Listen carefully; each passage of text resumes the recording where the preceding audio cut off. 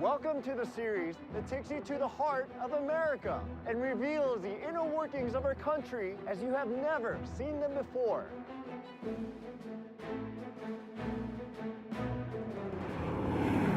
I'm Yul Kwon. I've worked in many different fields, from law to government to business. I've even won the reality show Survivor. But in every part of my life, I've been fascinated by the same things: systems and networks.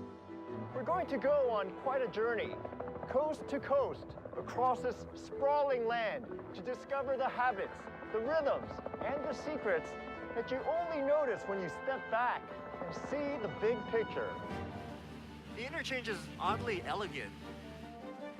In the next hour, aerial photography and satellite tracking will reveal how America's transportation systems make us the most mobile people on Earth. We've built vast networks of roads, rails, and airways. And an army of workers keeps the wheels turning. Hey, who here likes Mike the bus driver? But it's getting harder and harder to keep all these systems running. Well, I think the freeways will get so slow where a lot of people have just decided it's not worth the grief. Many of them are aging, designed at a time when America was far less crowded. You have a disruption in one place and it ripples all the way across the country. It does have a ripple effect. But even as they struggle to keep up, every day our systems miraculously manage to get us where we need to go. This is a story of 310 million Americans on the move. This is America Revealed.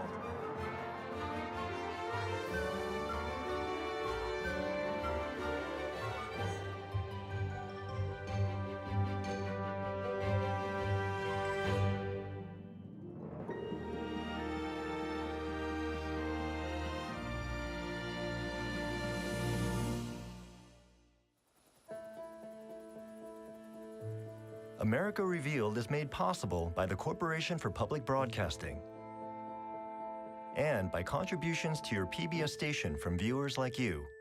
Thank you.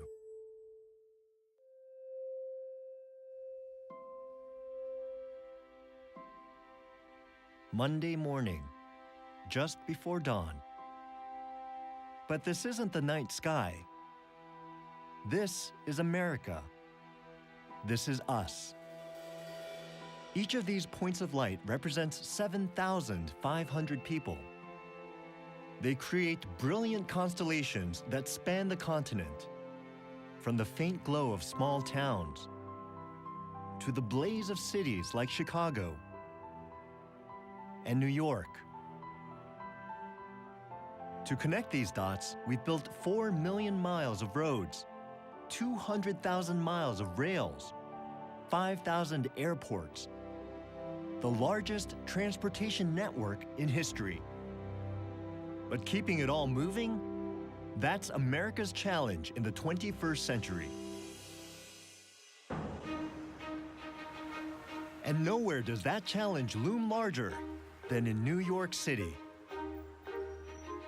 It's the perfect example of a powerful but aging transportation network that moves millions even while straining under their weight.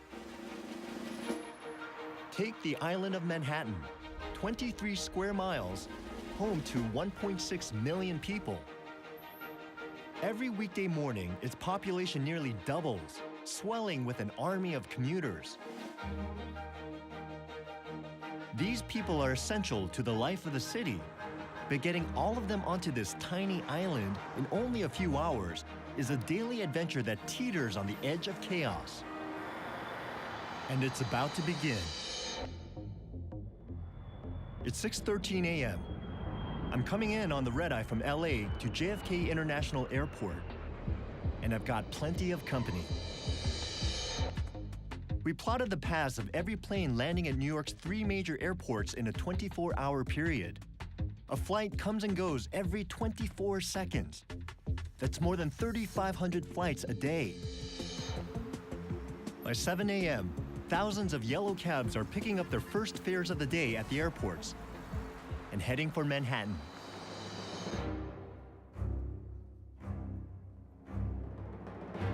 This taxi is one of 60,000 vehicles that will weave its way through New York's necklace of bridges and tunnels in the next hour. Just below these bridges, more than 100,000 people are traveling to and from the island by boat. These are the traces of those vessels darting around New York's rivers and harbor, including one fleet which alone carries 65,000 commuters a day. The Staten Island Ferry.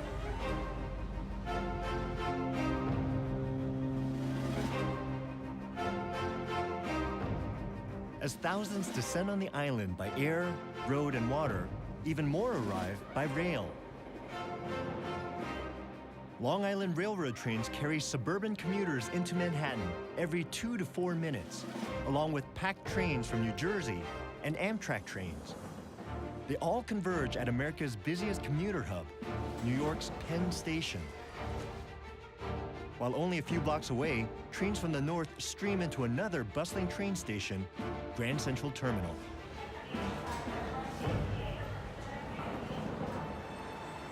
But getting people onto Manhattan is just half the battle.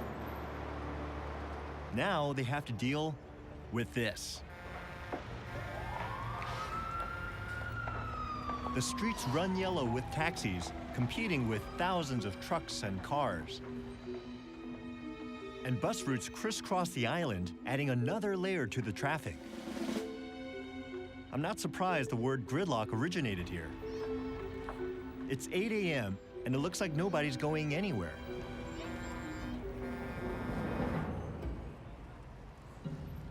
But beneath these streets, it's a different story.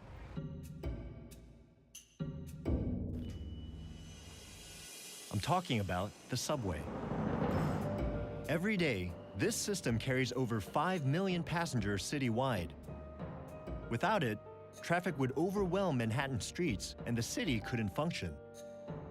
But the subway has had an even bigger impact than that, starting in the early 1900s when the first track was laid. If you build a transportation system in America, whole cities and towns will spring up around it. The subway system is a prime example. It determined how New York City took shape and dictates the patterns of its inhabitants' lives. Look beneath this forest of Midtown Manhattan skyscrapers. Multiple subway lines converge here, funneling in hardworking commuters from the city's outer boroughs, like Queens. This is a snapshot of what Queens looked like in 1917, when subway construction was just getting started. And here is what it looks like today, a busy, vibrant borough.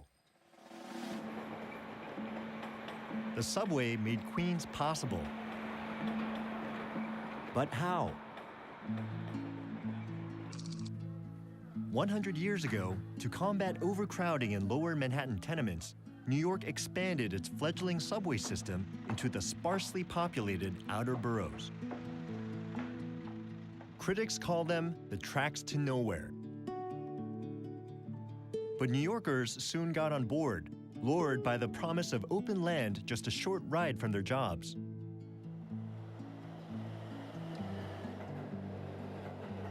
By the 1920s, these lines were carrying more passengers than they could handle. The city planned to add over 100 miles of new track, but first the Depression hit, then World War II.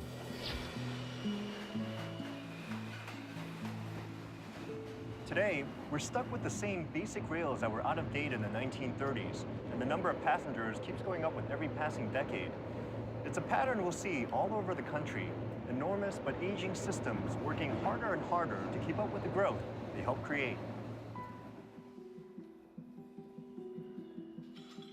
It's 10 a.m., and the morning commute is winding down. The city has survived another rush hour, and millions have made it to their destinations.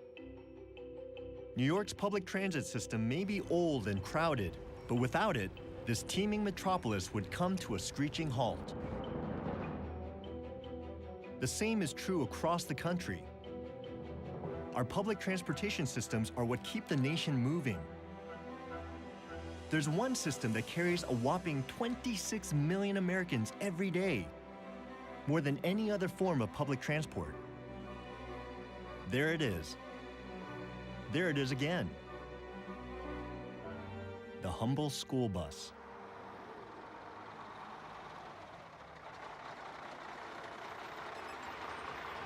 What's up, guys? Good morning. I've come to Kingman, Arizona, to meet a guy who keeps one of these yellow marvels moving. Here, rush hour is just beginning. For many students in this desert community, buses are the only way to get to school. Around the country, kids rely on a 500,000-member army of transportation experts, the nation's school bus drivers. Hey, who here likes Mike the bus driver? Sit down, guys. When these kids are on their bus, they're my kids, you know, and I don't take that lightly. You have to be the mother, the father, the mediator, the nurse, the cool uncle.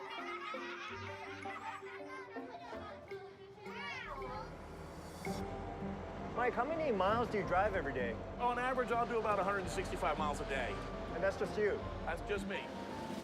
This is Mike's bus. It's just one of Kingman's 53 buses.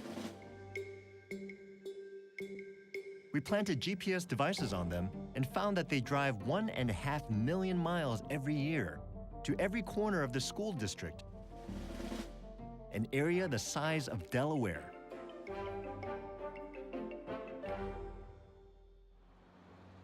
That's repeated nationwide in thousands of school districts, large and small. There's no system quite like this anywhere in the world. Here in the US, if you can't get there on foot, you can get a ride to your local school, even if it's not that local.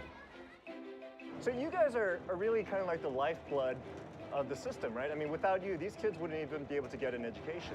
Oh, no, they wouldn't be able to get to school. No, we keep pumping the kids in so they can get educated. All right, people, have a good day. We'll see you this afternoon. Have a good day, guys. Our school buses work amazingly well, which is good considering how much we rely on them. But there are other transportation networks out there that face big challenges, including the system that first connected the country from coast to coast and made modern America possible.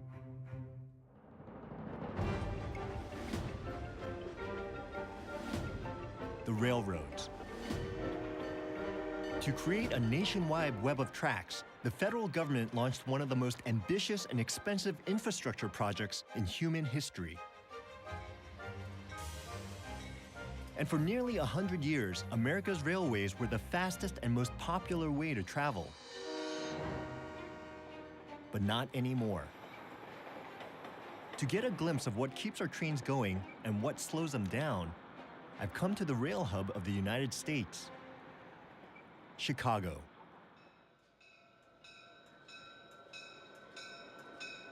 More trains passed through this city than any other. Because in the 1800s, Chicago's politicians lobbied to make sure all national rail lines end here. All tickets, please. Thank you. That created jobs, but also logistical nightmares. Today, there are 3 different systems here with different needs, all fighting for space on one set of tracks. Commuter trains making local pickups. Amtrak trains traveling longer distances with fewer stops. But those 2 passenger networks are dominated by the biggest and slowest network of all.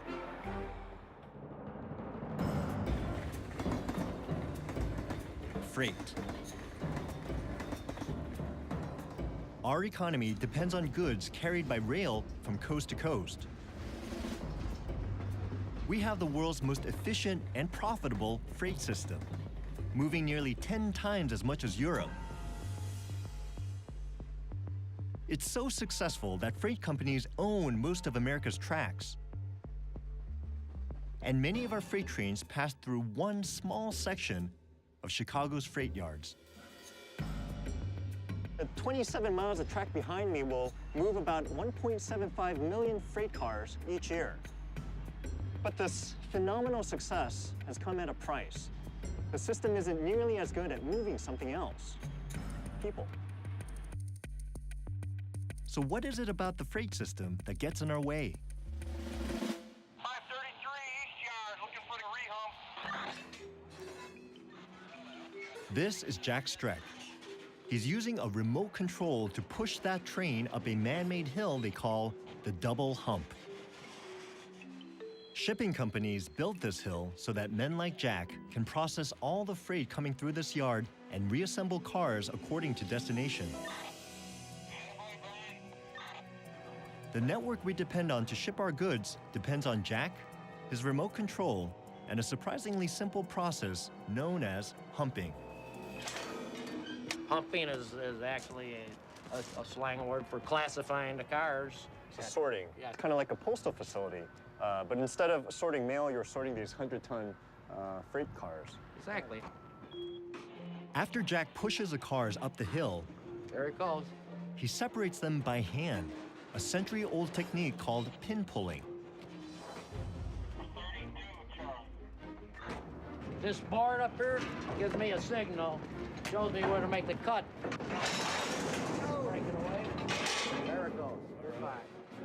And then, Jack lets gravity drag each car down the other side of the hump to its outbound track. These cars carry chemicals bound for Virginia, lumber on the way to Michigan, sugar for a cookie factory in St. Louis. And they all have to wait their turn in line at the double hump. Everything that moves through America moves through these yards. Yeah, exactly. A lot of times you can tell how the economy is running out here just by what's coming through the yard itself.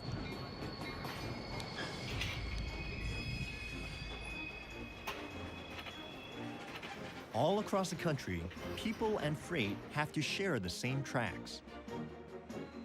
Seeing these mile-long, slow-moving freight trains heading out of Chicago to the long-distance rail network, I can understand why passenger travel suffers. In 2010, the federal government pledged $8 billion towards a potential solution. The construction of new and upgraded tracks for a speedier passenger rail system. But that's only 15% of the plan's $53 billion price tag. Even if all that funding comes through, most long-distance travelers will probably still choose a different way to get from here to there. One that's newer and much faster.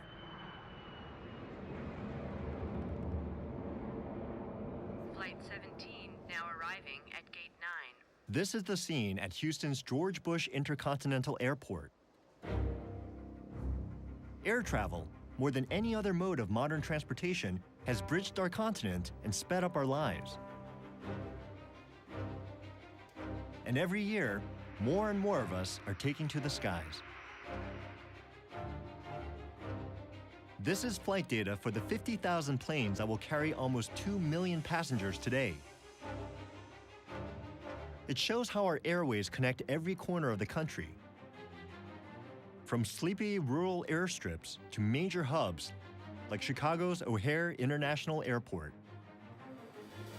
where on this day, a plane is taking off or landing every 34 seconds.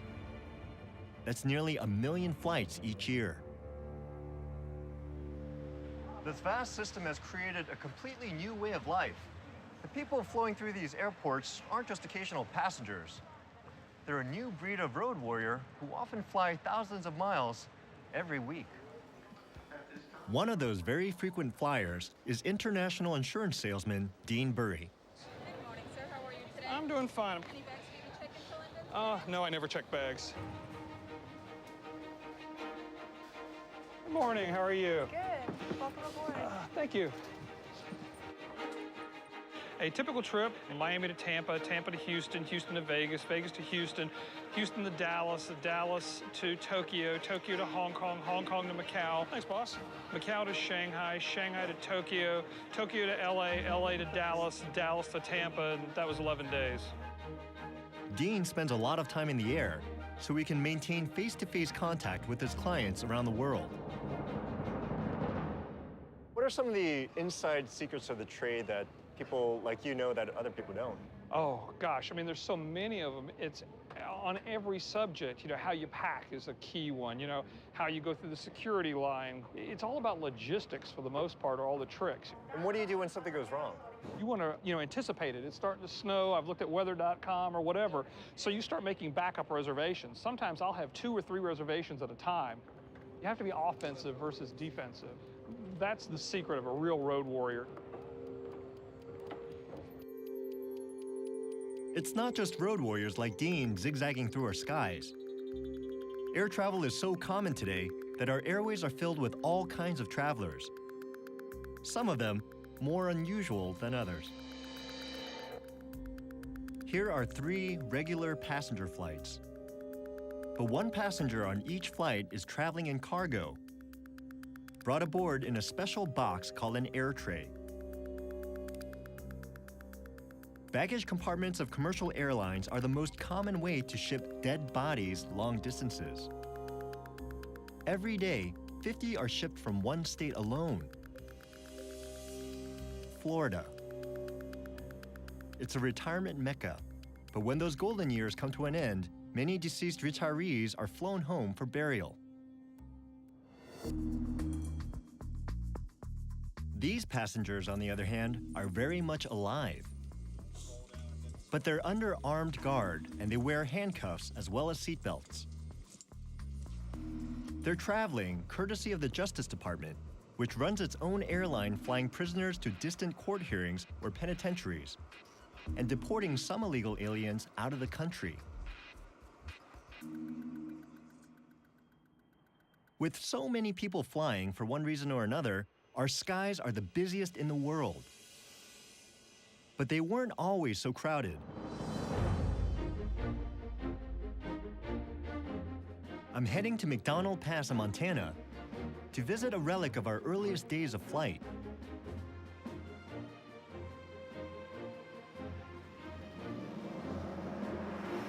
Transportation-wise, this place is definitely off the grid.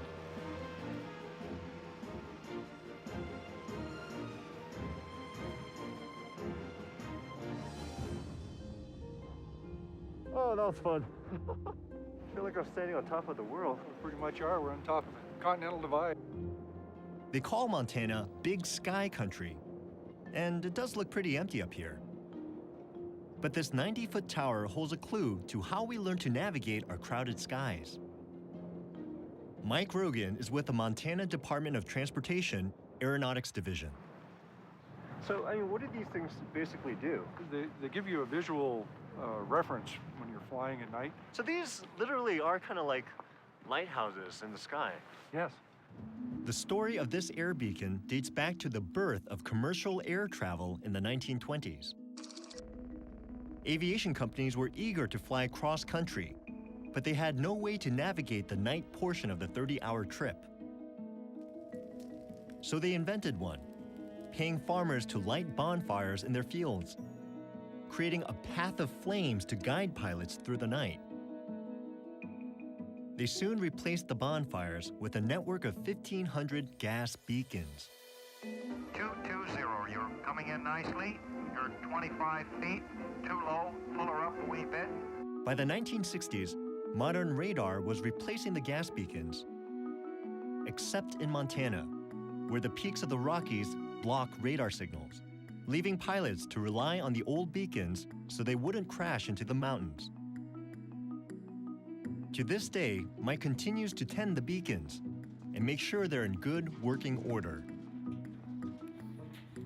That's a heck of a climb. That's a long one, isn't it? So this is what the pilots actually see. This lamp is focused in the middle of this 24-inch mirror, and as it's turning around, you get a sharp flash as you're approaching the beacon. When you see the beacon, it looks like it's flashing. That's because it's turning around. You're only getting it for a second. Even though every other state has long since abandoned the beacons, we still live with their legacy. Many of the first radar towers were built along this network of gas beacons, which means that if you take a commercial flight today and fly along one of the early skyways, your path will look like a zigzag that traces the lines that sprang up from bonfire to bonfire and then beacon to beacon. From bonfire to beacon to radar, we've made progress.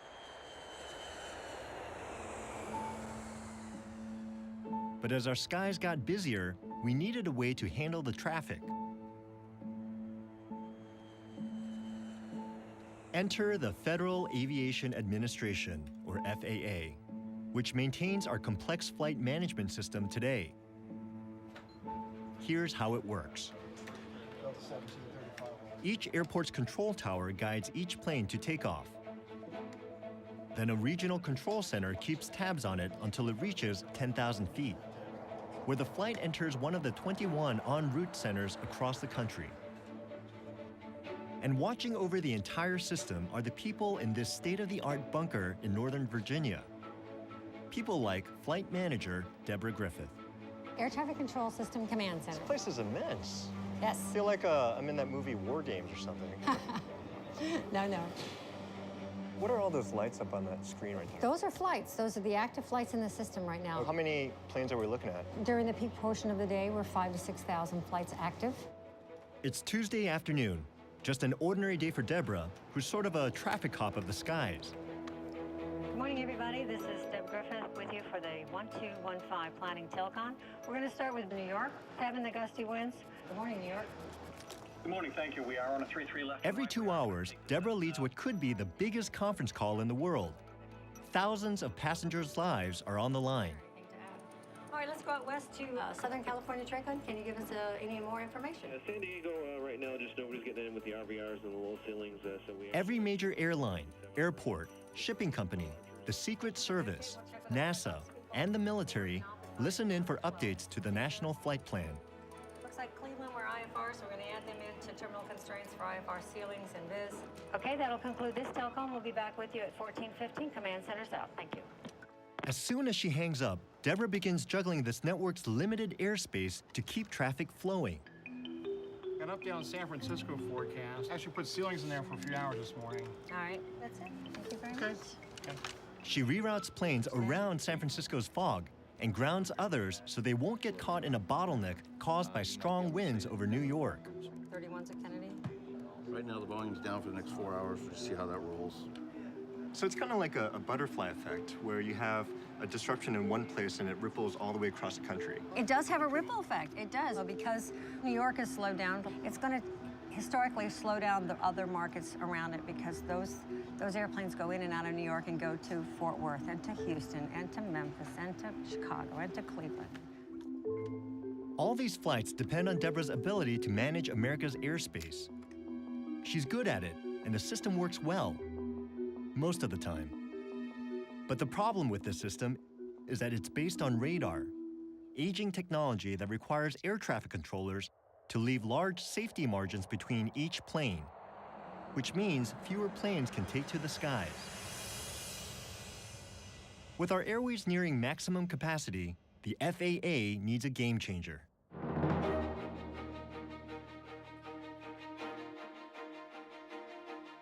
If the air beacons in Montana recall aviation's past, you can get a taste of our future by heading to an even more isolated part of the country.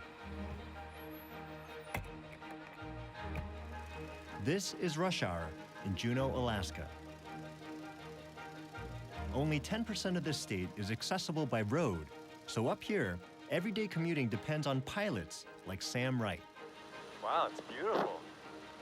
This totally beats my own commute. Welcome to my office.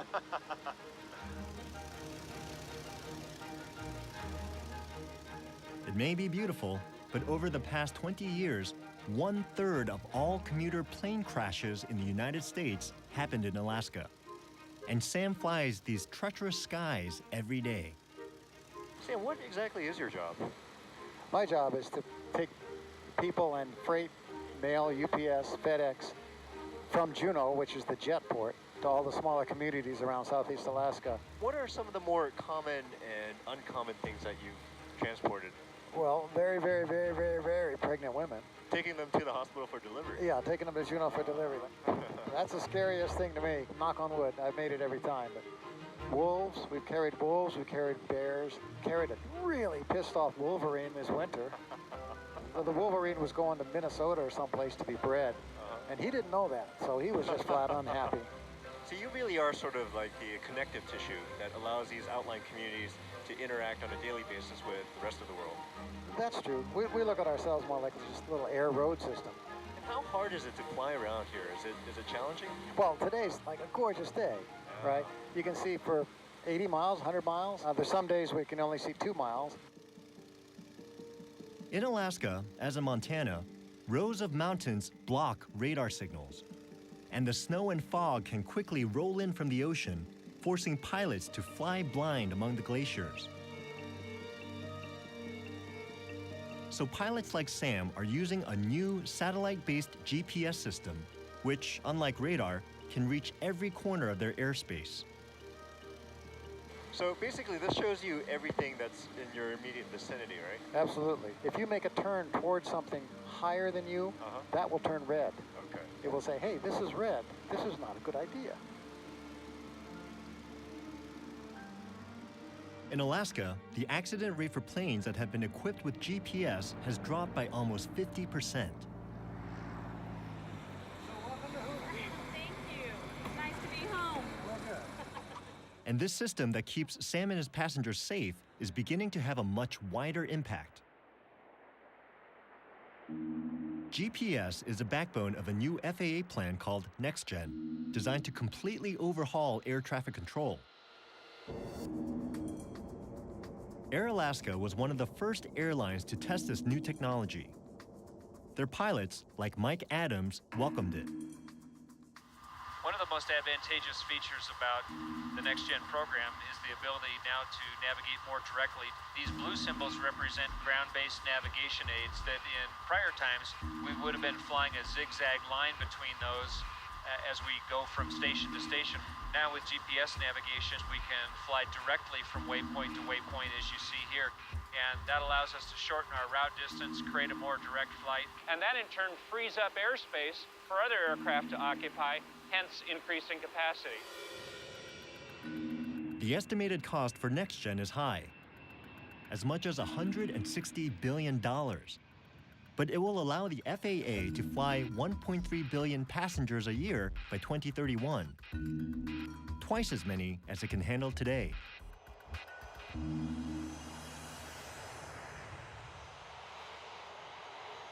So far, I've been traveling mostly on planes and trains, all packed full of people.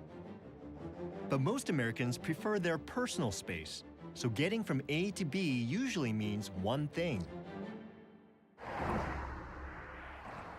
cars.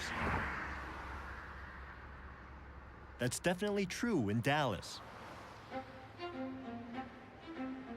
Here, like most of the country, Americans take driving for granted. We turn the key and go. But while driving feels like individual choice, it's only possible because of our system of highways, which is one of the busiest and most sophisticated pieces of infrastructure in the world. And we have grown so dependent on the freedom and mobility of the open road, collectively driving 3 trillion miles every year, that today, the health of our country depends on the health of our highways. So specialists like traffic analyst Greg Jordan work behind the scenes to help improve the flow of traffic.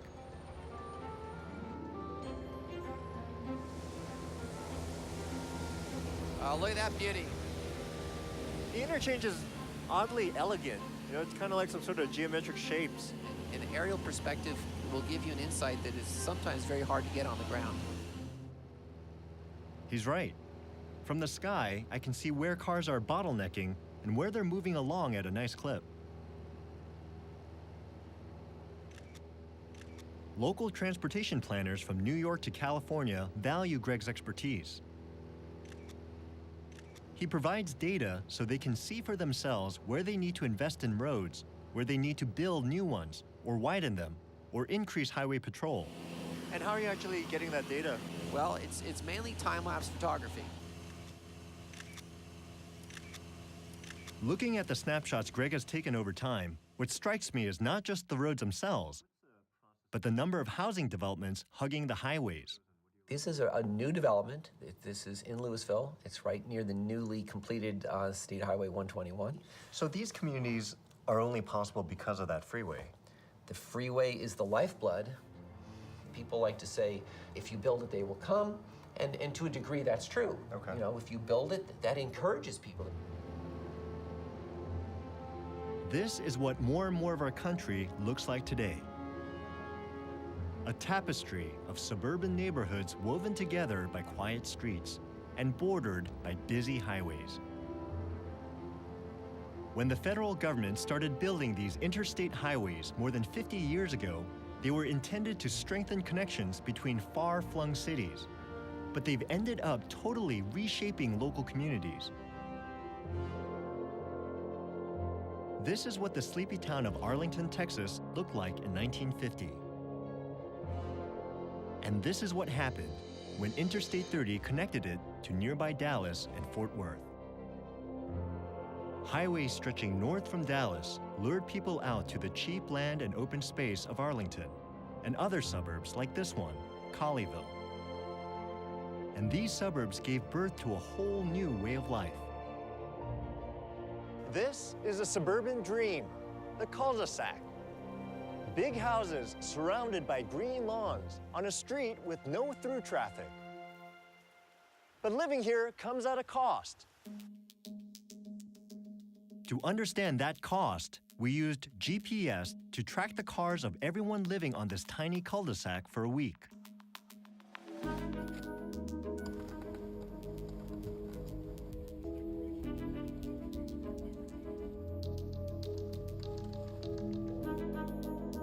Each color represents one of the 5 families. That pink car is Phil Thompson heading to work. There's Sabre Ewing driving her sons to school. Her husband Kip in the red car is on his way to the airport for a business trip. Our car culture is so common now that we forget how different it is from the rhythms of urban American life just a half-century ago.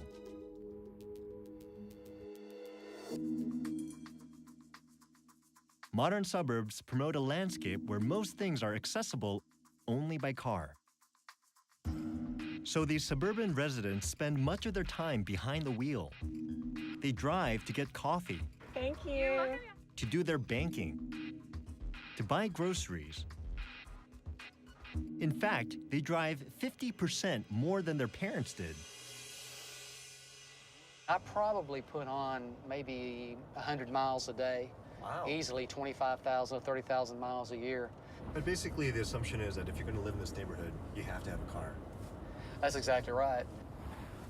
The way they designed Colleyville and our community is that since it's off the beaten path, you have to drive 10 or 15 minutes before you get to a major road.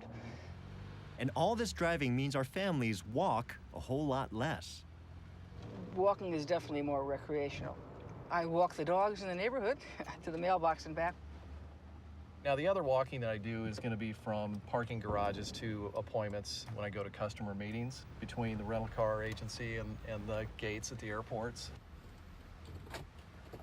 Most of us don't mind all this driving, but there's a problem. As suburban life evolves and our daily destinations change, our road system can't adapt fast enough. Look at our 5 families. They rarely venture into the city of Dallas all week. Our highways were designed to get people from the suburbs to jobs and stores in the central business districts. But nowadays, most people live, work, and shop in the suburbs, and the smaller secondary roads are jammed. On top of that, since we built our highway system, the population has doubled, and the number of cars on the road has more than tripled. That means more people stuck in traffic on roads that weren't designed to get them where they want to go. At the end of the week, After collectively navigating over 600 miles of suburban thoroughfares, our families return to the cul-de-sac. There are the Johnsons, last ones in.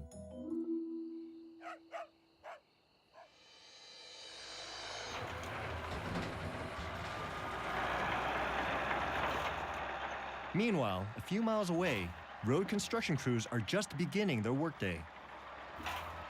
In the Dallas-Fort Worth area, planners are trying to reduce congestion by building their way out of the problem. This place is home to more road construction than anywhere else in the country. But it won't be long before this freeway attracts more people, creating more traffic and driving demand for even more roads. It's kind of an infinite construction loop.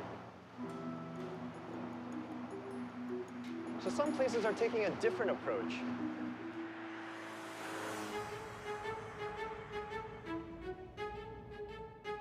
I'm heading to one of the nation's fastest growing cities and one of its most popular destinations, Las Vegas.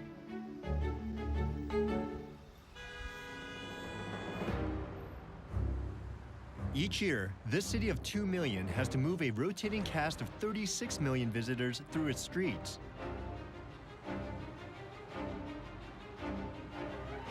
Today, the National Finals Rodeo is coming to town, which means extra traffic pushing already crowded streets to their limit.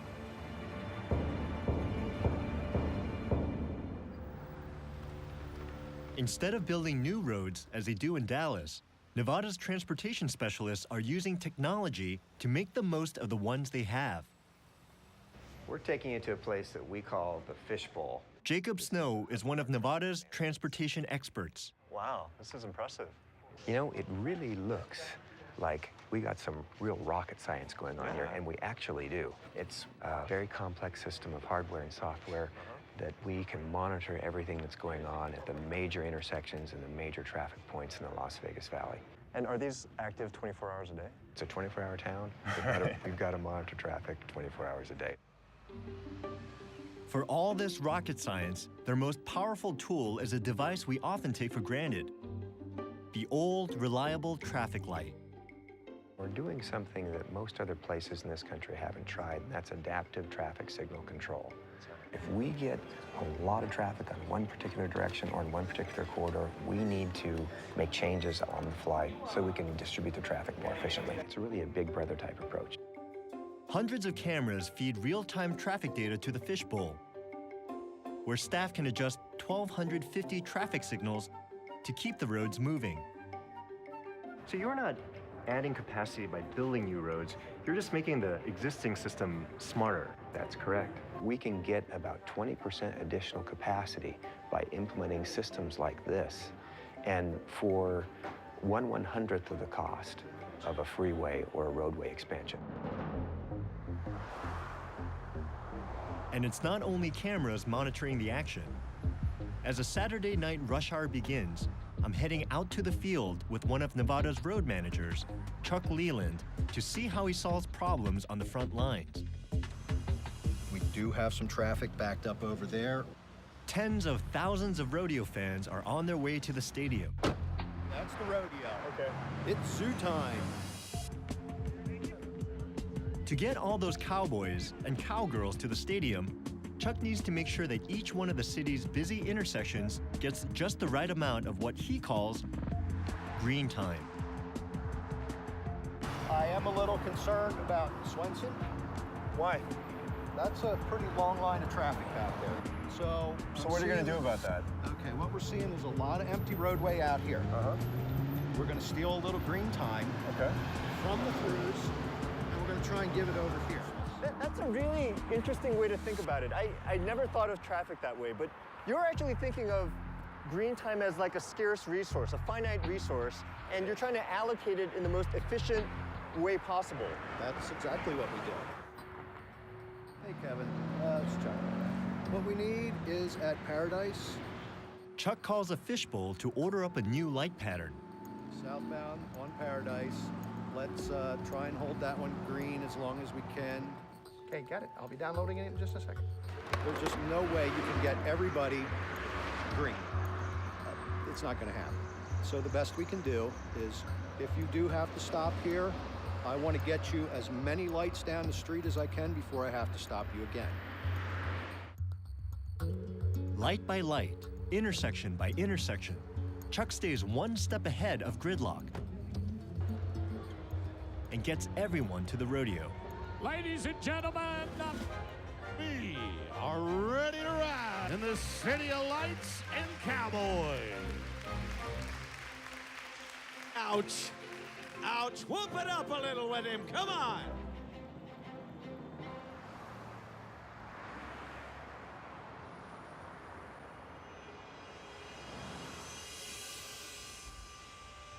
The party's over, and I'm leaving Las Vegas. And whom do I see at the airport but that veteran road warrior, Dean Burry? Hey, Yule, what are you doing here? Passing through. What are you doing here? I'm flying back home. I'm going to Houston. I got a flight in about half an hour. All right, well, I'll keep you. Good luck. Dean, like most of us, depends on a transportation system that's being pushed to its limits. And those limits are put to the test every day on the streets of my last stop, Los Angeles. When it comes to our transportation triumphs and failures, it's the ultimate example. LA has more cars than any other county in America, 12 million of them. It's a vast fleet that can move us to every corner of the county. It's also 12 million reasons why we might not get there on time. Unlike Las Vegas, LA doesn't have roads smart enough to move all this traffic. And unlike Dallas, there's no room here to build new freeways. It's one more system limited by plans made in another era. 100 years ago, most people in Los Angeles traveled by streetcar, and they had the largest urban rail network in the world. Then in the 1940s, the city abandoned streetcars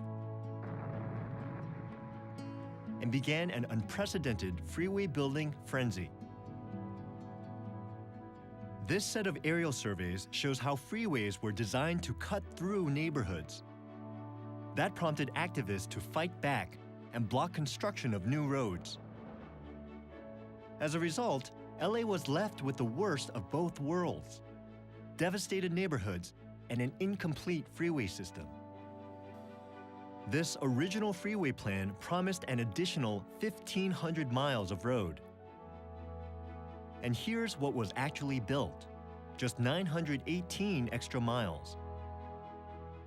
And the city has had to deal with that shortfall.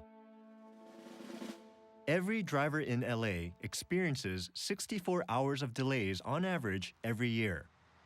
Nearly 3 entire days spent stuck in traffic.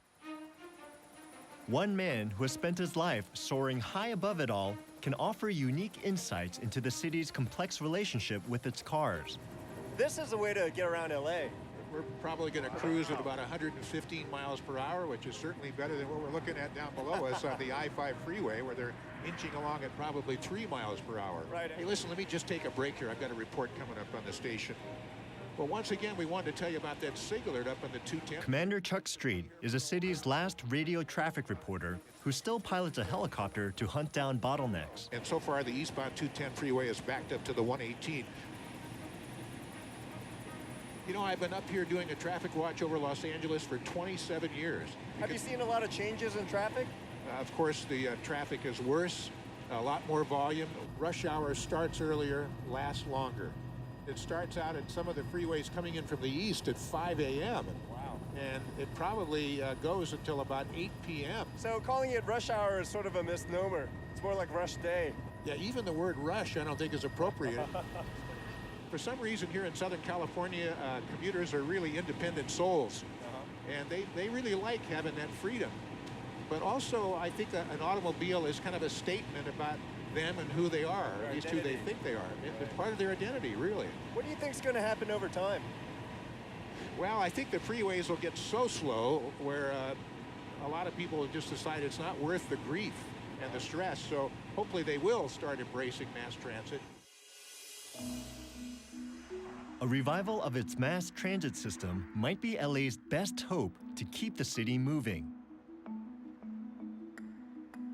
So the city is now investing in a dozen projects like this one. You're looking at an old streetcar route that was paved over years ago, and now it's being reclaimed for a new light rail line. Infrastructure's cycle of life. But these projects are big and expensive. And it's hard to imagine the people of Los Angeles giving up their deep-rooted car culture. LA's endless tangle of roads and freeways. Another system at the breaking point. Like many other transportation networks, there are plenty of ideas on how to fix this. But the question is, will we? At every stage of our history, we have answered the challenge of how to connect a country and move a nation. Today, we're at another crossroads. Technology offers new solutions, but to improve our system, we'll need to invest a lot of money and change old habits. Wow. This week, as a nation, we'll drive 60 billion miles. Traffic will make 3 million of us late for work. 22,000 freight cars will pass through the double hump on their way to every corner of the country, though they'll only average 10 miles per hour. Dean Bury will earn another 5,000 frequent flyer miles, and he'll have a lot of company in the air. 1/4 of all the flights in the world will take off or land in the United States, and in the process, airlines will lose 45,000 pieces of luggage. The largest transportation network on Earth has its weak spots, and it's definitely showing its age. But we've managed to keep it up and running, and for the most part, it still gets us where we want to go. As for me, my journey across the country is about to end right where it started. I'm heading back to New York on the red eye. Just one more American on the move.